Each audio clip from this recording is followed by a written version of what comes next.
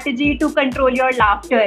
Like you had some plan in your mind that you'll make others laugh, but you won't laugh yourself. No, first understand one thing, Arushi, ये लोग जो है ना बहुत competitive लोग हैं. They're very sweet off camera and patronizing to elderly people like myself and Suresh. And then when the cameras roll, they are very competitive. So it became a totally different deal. It was suddenly I was like, but 2 minutes पहले बोलते मैं I'm the greatest ever and I grew up watching you और ये वो, and after that they just turn their backs on you. It's literally very typical of my dating life. Where initially I thought the girl liked me and all that, then I go out for dinner and I realize she's not interested in me at all. As far as controlling the laughter, 95% of the time there's nothing funny. I mean, it's worse than funny. Is people trying to be funny is not funny, it's irritating. And you're not allowed to hit. The violence is not allowed. They told me clearly you can't kick, punch, slap. So that was not so much of a problem.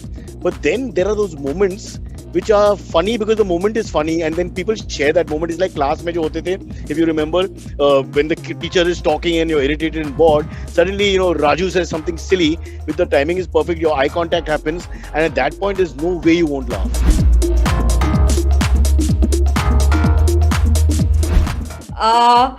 I thought a show like this cannot happen. I mean, it sounds insane, right? That you're stuck in a room with comedians and you are not supposed to laugh and then you have to make others laugh. So to me, it didn't seem real.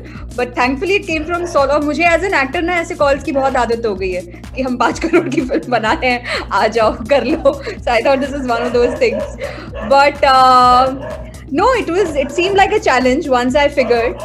We weren't really told who the contestants will be, but we were told the best in the country.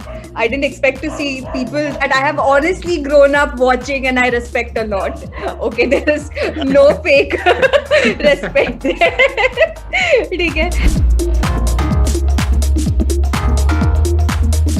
So I would like to ask both of you, like, what do you think about the changing comedy scene in India? Like, from when you started to now, how have the image of comedians changed? And do you think that this is a safe career choice? There is no safe career choice. The government is locking down the country or the state all the time. Whatever career, you're not allowed to practice it. So that's another question altogether.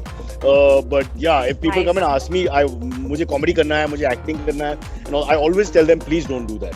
I always say that's not just, I do it because I don't want any more competition, but also because genuinely I feel bad for humanity.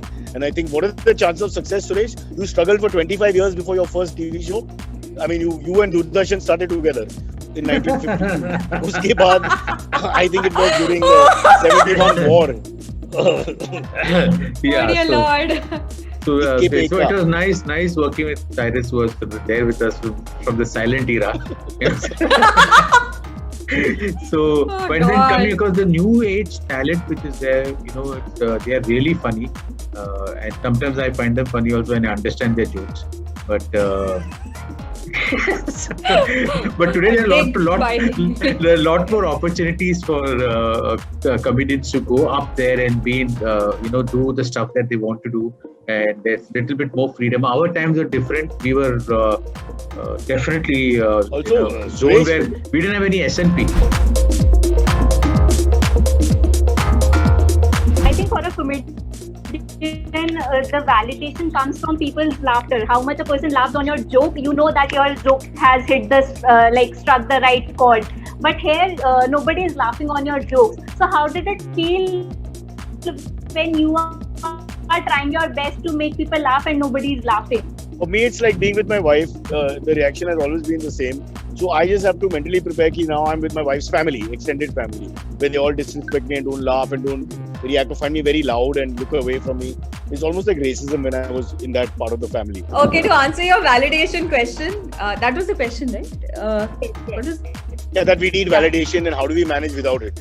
Okay, so I'm a comedian, a female comedian trying to have a career in India. I am used to this. Nobody laughs. So it's difficult initially when at least when you start off, and we're judged so much all the time.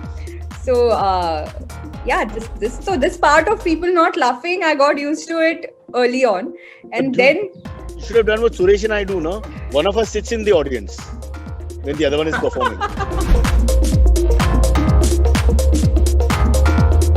So my last request to you guys would be that can you please share one incident when you guys laughed and it landed up you in trouble?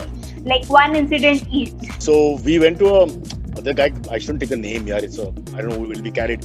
Okay, I'll take a fake name. Robin passed away. He's not very well known to us. We went for the funeral, and my friend Kunal Vijekar, who's a very sensitive man, has always told me when it comes to Hindu funerals, he has the full cultural blueprint. And he told me, Dekho, we have to go 5 minutes before the end, so everybody sees you, and we don't have to wait very long, and then you meet the main people on your way out. So 5 minutes timing is very important.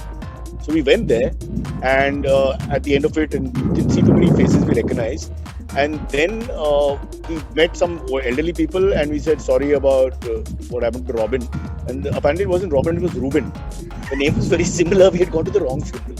And I started laughing, and then there was everybody around us. And I said, "You idiot, what have you done?" I mean, it's just the wrong place to be where everybody's staring at us. And I just, started. So when these awkward moments happen, there's nothing you can do. I remember back in school, every day in 11th and 12th standard, I had a principal who would train me every day after school from 5 o'clock to 9 o'clock in voice and wait, sir, don't imagine, in voice and stage presentation and all, because he would send me for national debates, declamations, and it was a thing. I would stay back till 9 o'clock every day. My dad would come from office, come to school directly, and I had to be there. Now we were going to this, we had won at state level, we had won at district levels, all of that done. Now Eastern Zone ho gaya, now we are at nationals. It was big. Kitna pressure hota hai na school mein, you have to win the nationals, you have to win this debate and come back and stuff. And I think 1 or 2 days before the national, I lost my voice. Itna rehearsal ho gaya tha, sab kuch ho gaya tha.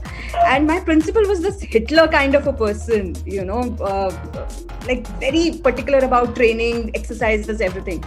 And also activating your mind, ye topic, wo topic, full prep wala aadmi. And then he walked up to me and he said, if you don't get your voice back in 1 day, I'm going to lift you, take you to the hospital, give you 5 injections and make sure that you get your voice back and you're there on that stage. Now, instead of getting nervous in that moment, I remember looking at my dad and my dad cracked up and I cracked up. And to my principal, it looked like, his world shattered. In that moment, I shouldn't have laughed because he was so sincere. But I did laugh because my dad laughed, and I don't think I should have laughed in that moment. And I did get my voice back, by the way, in 1 day.